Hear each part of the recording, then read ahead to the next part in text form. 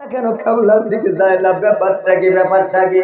এইবার জিবরাইল আমিনের মাধ্যমে বিশ্ব নবীর কাছে কহি আসলেন, খবর আসলেন, ও নবী গো, ও মায়ার নবীজি, শোনেন, এই খাদিজার মাথা কাবলার দিকে যাবে না, এই খাদিজার মাথা আসমানের দিকে উঠে থাকবে। নবী বললেন, কেন আসমানের দিকে উঠে থাকবে? জিবরাইল আমিন বলেন, এই খাদিজাকে যতটুকুন আমার আল্লাহ খাদিজাকে এত ভালোবাসে রে, খাদিজার এই কবর হওয়ার পরেও আমার আল্লাহ 24টা ঘন্টায় খাদিজার মুখখানা দেখতে চায়। একটু জোরে কন্যা সুবহানাল্লাহ। পর্দার আলোর মা গো, এই ছিল খাদিজাতুল কুবরার চরিত্র।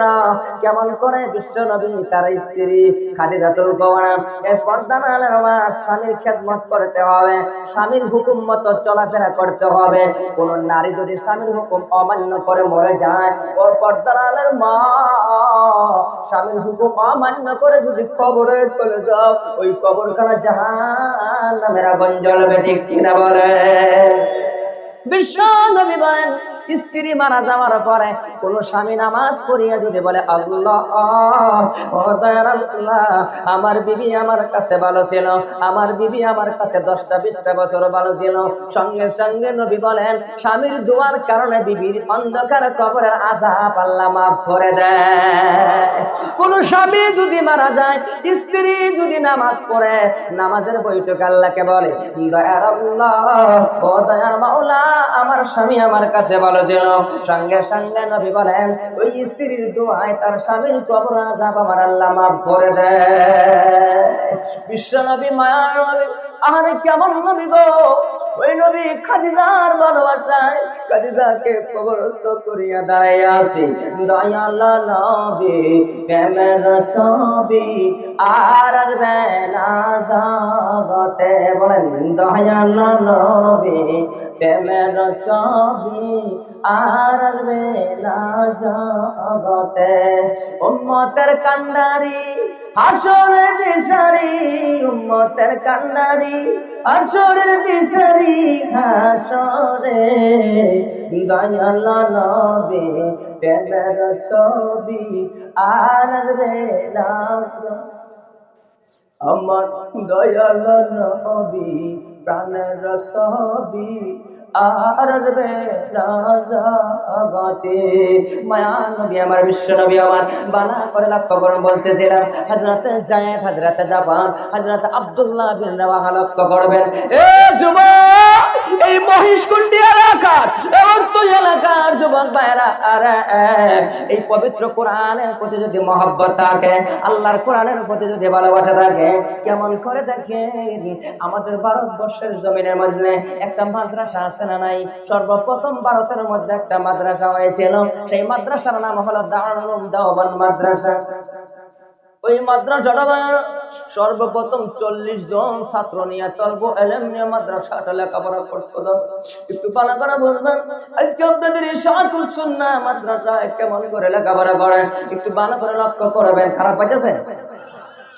ওই মাদ্রাসা ভারতবর্ষের জমিনে যে ব্যক্তি তৈরি করেছিল, যেই জায়গাটার এরিয়াটা, যেই মাদ্রাসার এরিয়াটা ছিল, বিশ্ব নবী মায়ার নবী আমার আঙ্গুলের ইশারা দিয়ে জায়গা দেখাইয়া দিয়েছেন। জোরে কান সুবহানাল্লাহ। নবীজির আঙ্গুলের ইশারায় যেই জায়গায় ভারতবর্ষের জমিনের মধ্যে এত বড় একটা মাদ্রাসা হয়ে গেছে। মুসলমান, আপনাদের এই বাংলাদেশের জমিনে বড় মাদ্রাসা আছে না নাই? আছে। কেমন করে মাদ্রাসায় লেখাপড়া করে একটু বাস্তবে তুলে ধরলাম। বলবো, কাশেম নানতুবি রাহমাতুল্লাহ আলাইহি ওই মাদ্রাসার সর্বপ্রথম বড় মাওলানা ছিলেন। 40 জন ছাত্র নিয়ে মাদ্রাসা লেখাপড়া করাই দেন একটা ডালিম গাছের নিচে। একদিন খাইতো ছাত্ররা, 2 দিন খাইতে পারত না। মাওলানার বিবি কাশেম নানুতুবি রাহমাতুল্লাহ আলাইহিকে ডাক দিয়ে বললেন, ও স্বামী গো, যদি আজকে খাবার জোটাইতে না পারো, মাদ্রাসার তলব এলাম ছাত্রগুলো না খায় থাকবে। স্বামী গো, আপনি যান, কোন জায়গায় পাবেন খাবার পাবেন, আপনি খাবার নিয়ে আসেন। আপনারা আপনাদের দেশে বাংলাদেশে খরচ করা যায়, এইটাকে কি বলেন? ব্যাকপন্না মনাকন ব্যাগ মোনাকোনার ব্যাগ কর, সেই ব্যাগ একটা নিয়ে মুসলমান দিল্লির অলিতে গলিতে বেড়া কাশেম নানুতুবি উনি বড় মাওলানা ঘুরতেছে। একটা দোকানদার 1 কেজি আটা দেয় না, 1 কেজি চাউল দেয় না। কাশেম নানুতুবি রেল স্টেশনে, দিল্লির যেটা বড় স্টেশন, এই স্টেশনের মধ্যে যাওয়ার পরে এইবার কুলিদের পোশাক এরকম করে পরিধান করলেন। আচ্ছা বলেন, স্টেশনের মধ্যে পুরান কুলির দাম বেশি নাকি নতুন কুলির দাম? পুরান কুলির দাম বেশি। কাশেম নানুতুবি মাওলানা শুধু মাদ্রাসার তলবুল উলুম ছাত্ররা খাবে এর লাগিয়া নিজে কুলির পোশাক পরে দিল্লির স্টেশনের মধ্যে দাঁড়ায় আছে। কিন্তু সব গাট্টি টোপলা যা ছিল গো, সব পুরান কুলিগুলো মাথায় করে নিয়ে নিয়ে চলে যায়। কিন্তু কাশেম নানুতুবি মাওলানা সব দাঁড়ায় আছে, একটা গাট্টি পর্যন্ত নাই।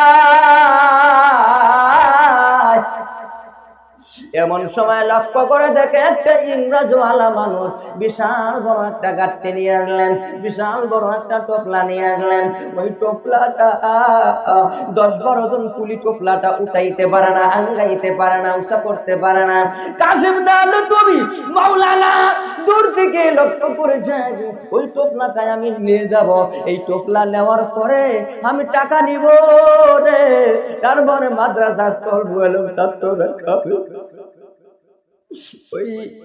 ওই ইংরেজের সামনে যে বলছেন, স্যার আপনার টোপলাটা আমাকে দেন। ইংরেজ বলছে, বেড়া 10 জন কুলি উঁচা করতে পারেন নাই, আর তুমি একা এই টোপলাটা কিভাবে তুমি উঁচা করবে? রাতে মাওলানা কাশেম নানুতুবি বলে, ও বাবা রে, যদি টোপলাটা আমাকে দাও,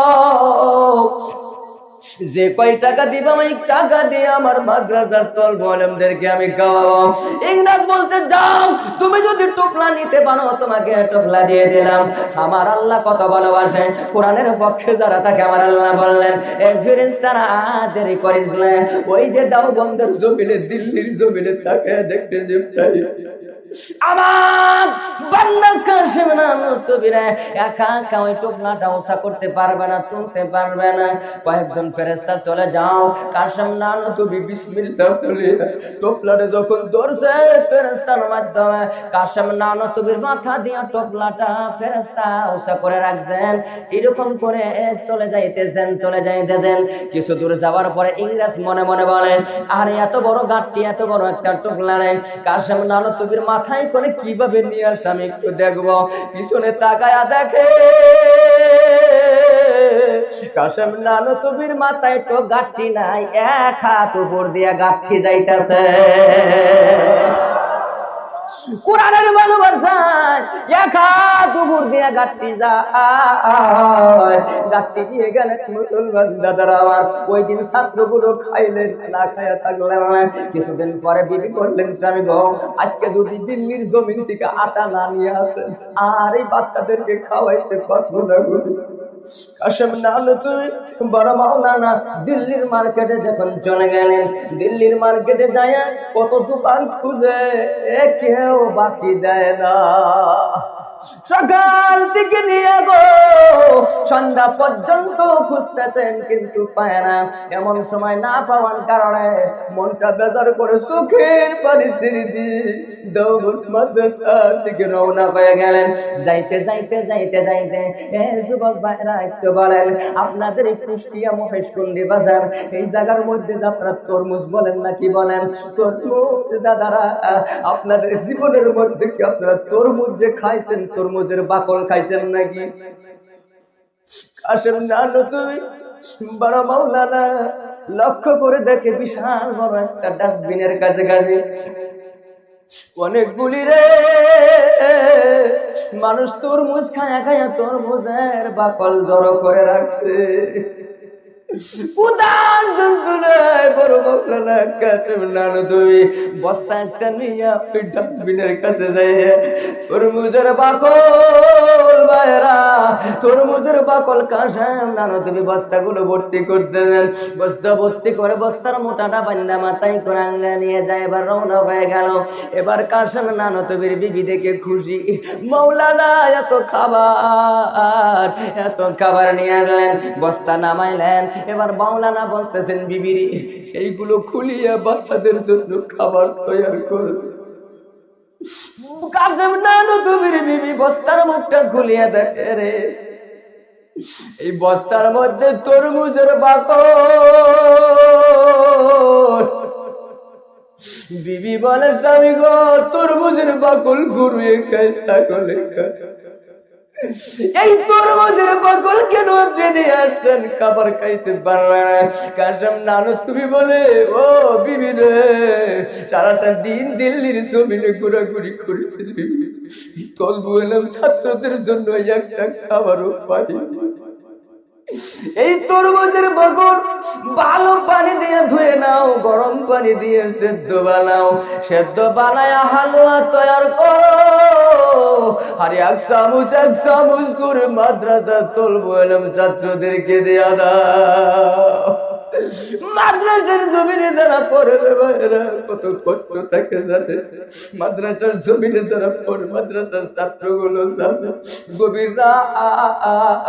গভীর রাত্রি বেলায় মাদ্রাসার ছাত্রগণ ঠান্ডা পানি দিয়ে উঁচু বানাইয়া তাহাজ্জুদের নামাজে সলাতে দাঁড়াইয়া 2 রাকাত 4 রাকাত 8 রাকাত নামাজ পড়ে, 2টা হাত আল্লাহর দরবারে উঠায় দিয়ে বলে, আল্লাহ, আজকে আমি মাদ্রাসায় পড়াশোনা করার জন্য আসছি, দয়ার আল্লাহ গো, আমার মা বাবা মা আব্বাকে মনটা খুশি বানায় দিও, আমি যেন ভালো কোরআনের আলেম হতে পারি, হাফেজ হতে পারি, এমন দোয়া করে রে মাদ্রাসার তলবু আলম ছাত্ররা। শুধু তাই নয়, প্রিয় মুসলমান দাদারা, এরকম করে আস্তে আস্তে ভারতবর্ষের জমিনে 1 নম্বর মাদ্রাসা, বিশ্ব নবীজি আঙ্গুল দিয়ে ইশারা করে দেওয়া জায়গাটা মাদ্রাসা, তার নাম হলো সাহারানপুর দিল্লি দেওবন্দ মাদ্রাসা।